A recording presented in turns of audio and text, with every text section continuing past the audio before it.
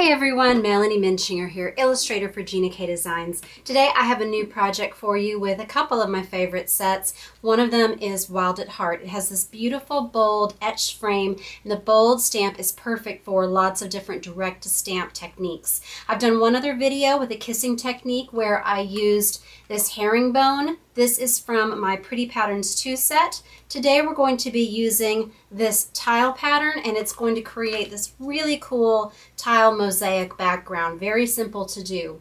Because I don't have the image sheet for this Pretty Patterns 2, I went ahead and printed it out just so you can see at a glance the many different borders and the different styles that you can create from this one set, whether you want to do just one border on your card or you want to fill it up to create an entire background. In addition to the Wild at Heart and Pretty Patterns 2 set, I'm also going to be making my own embellishments today with the Coordinating Wildflowers set. So if you want, you can actually stamp these different flowers into these spaces, but because I want this to look like tile grout, I'm leaving those spaces open, and I'm just going to be stamping them to frame that greeting. We're also going to be using some Gina K ink pads. I'm using the blue denim, the fresh asparagus, and the powder blue.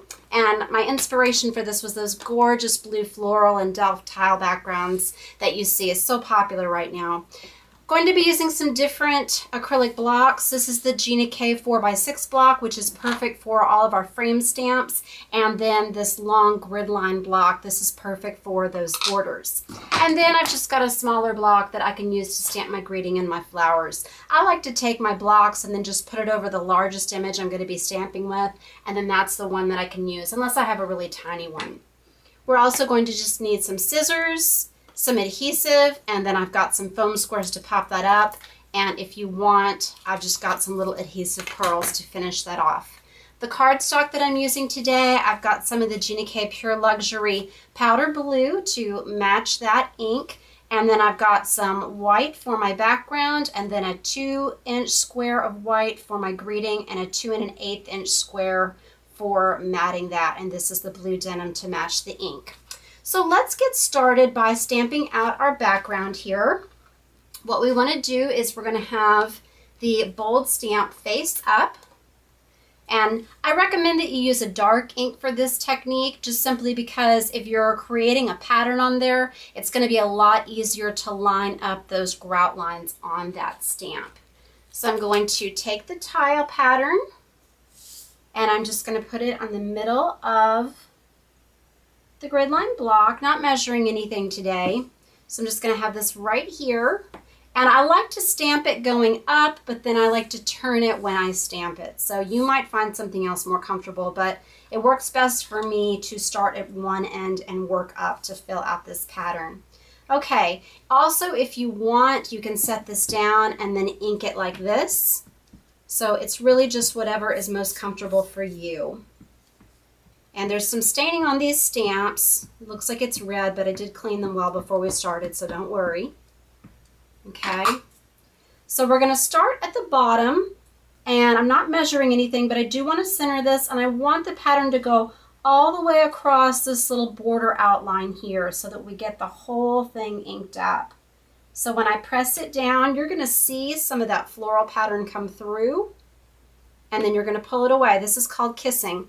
And if you can see, it has transferred some of that. So if you want, you could even stamp this on to make another background, but it's going to be a little bit more muted and not as clear just because you've now stamped it twice.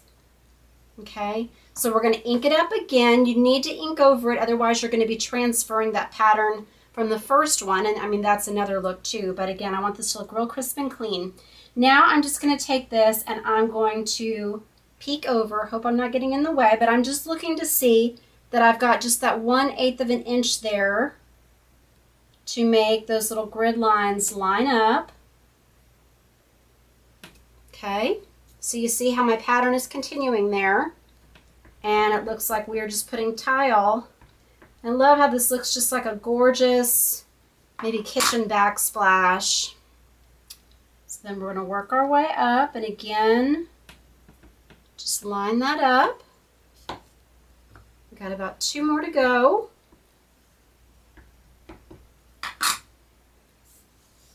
Pull this a little closer to me.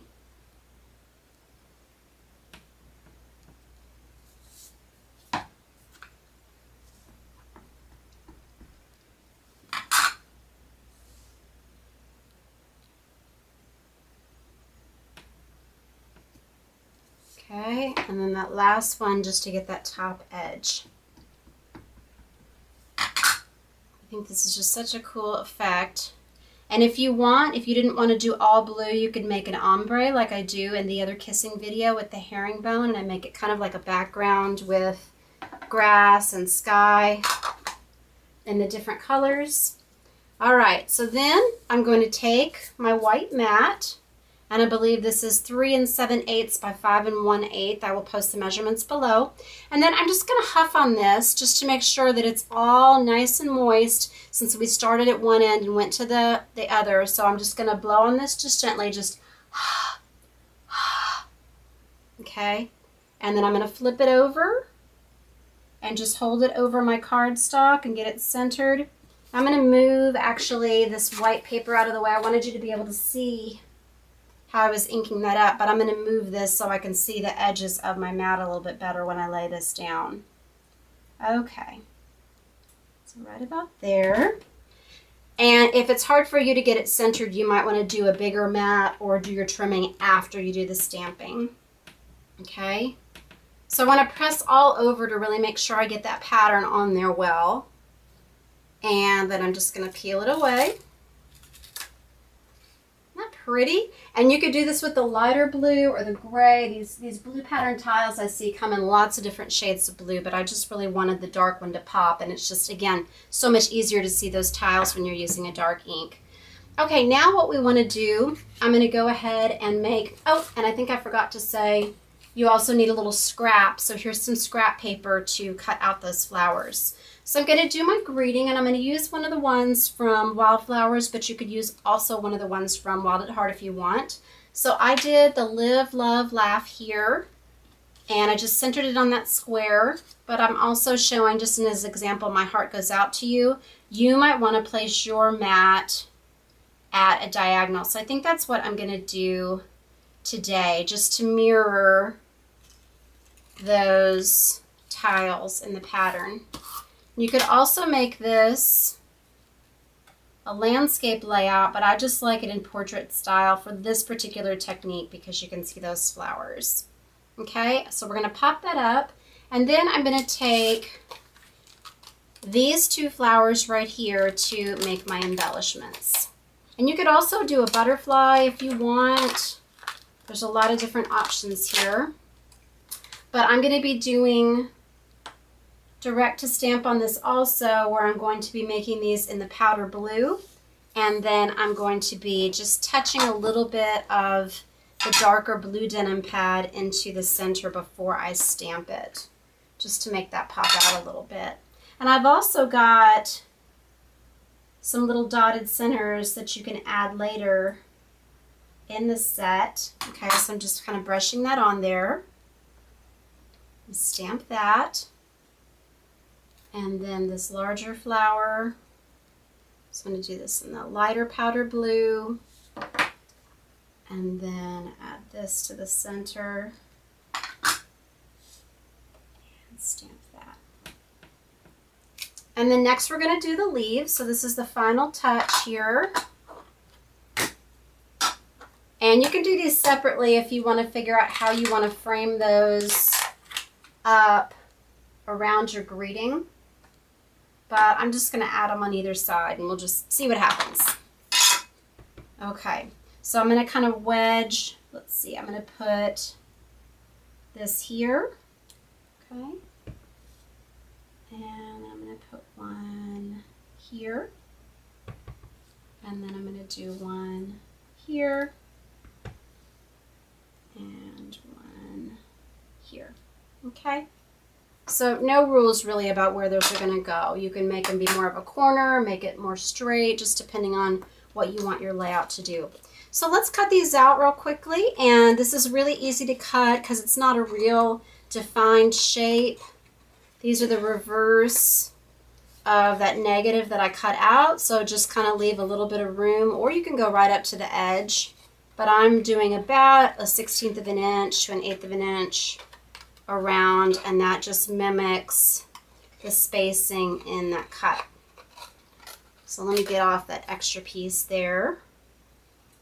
And when you have the images, the little leaf images attached to the flower already, then you're not having to fuss so much with cutting out 4 different extra pieces. You just have the 2 big images to cut around, and then you can actually just use 1 foam square on each one.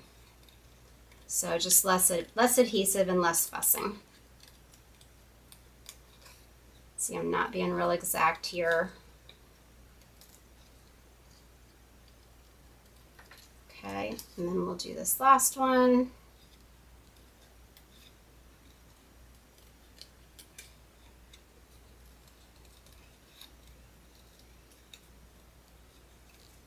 And then you can tell me in the comments which you prefer, the diamond layout on the greeting or the square. Okay, so I think I'm going to put that just right there. You could put it in the center, you could put it over here. I'm choosing here though just so that you can see more of those 3 flowers that I've got on there. Now I'm going to just lay out where I want these to go. So I've got the bigger one, and then I've got this smaller one. And that looks pretty like that. So I'm laying these out first so I can figure out where I want my foam squares to go so that they don't hit in a funny spot, so that it's not going to fit on where I am doing that little kind of layout with my flowers. Okay, so I've got this one behind here, and that's just going to go off that edge. And then I'm going to put one up here. And you can use more than 1 square if you want to really tack it down more. Okay. And then I'm just going to use 1 little pearl right here. I think I'm going to put it right there. Okay. And then I'm just going to do a little bit of tape here.